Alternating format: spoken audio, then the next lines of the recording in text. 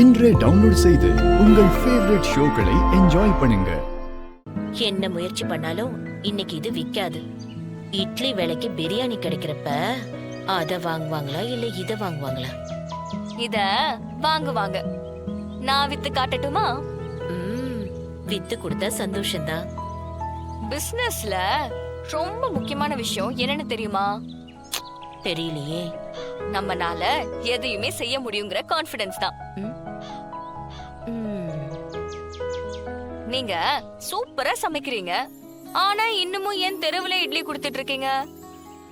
அது இங்கதான் வியாபாரம் ஆகுன்றதுனால. ஏன் கடை போட்டு விக்கணும்னு உங்களுக்கு தோணல? கடையா? உங்களுக்கு ரிஸ்க் எடுக்க பயம், புதுசா ஒண்ணு ட்ரை பண்ண தயக்கம், உள்ளதும் போயிருச்சுனாங்கிற நெகட்டிவ் தாட்ஸ். இந்த பயம் தான் பிசினஸோட பெரிய எதிரியே.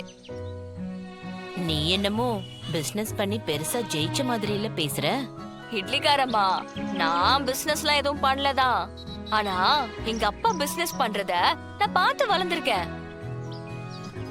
அவர் ஒன்னும் பெரிய பணக்காரர்லாம் இல்ல, உழைச்சுதான் பெரிய இடத்துக்கு வந்தாரு. பிசினஸ்ங்கிறது பாதி காமன் சென்ஸ் தான். நான் இன்னைக்கு அத உங்களுக்கு ப்ரூவ் பண்ணி காட்டட்டுமா? ஒரு நிமிஷம் வந்துடுறேன்.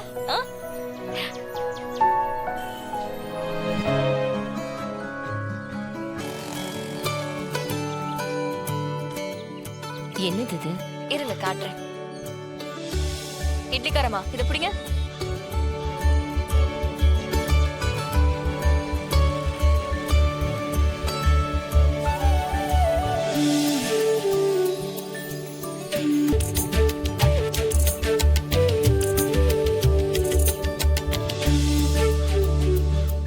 நல்லா சமைச்சா மட்டும் வியாபாரம் ஆயிடாது இட்லிக்காரமா. அத ப்ராப்பரா மார்க்கெட்டிங் பண்ணவும் தெரிஞ்சிருக்கணும். அதை விட ரொம்ப முக்கியமான விஷயம், போல ஆளுங்களுக்கு தகுந்த மாதிரி நம்ம பொருளை மாத்தி விக்கணும். Wow wow wow. ஹாய், நீங்க ஃபுட் பிளாகர் சந்தியா தானே? ஆமாங்க. இது உங்க கடையா? இல்ல, இவங்களோட கடை. நீங்க அவங்க பேத்தியா? அதை விட நாங்க இன்னும் க்ளோஸ்.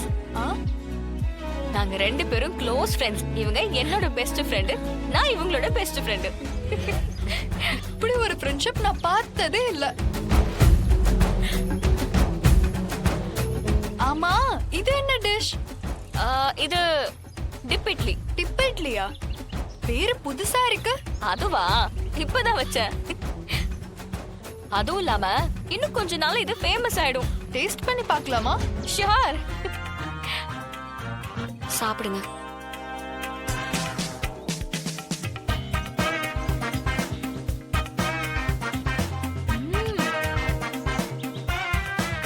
இப்ப சொல்லுங்க, உங்க இட்லில அப்படி என்ன ஸ்பெஷாலிட்டி?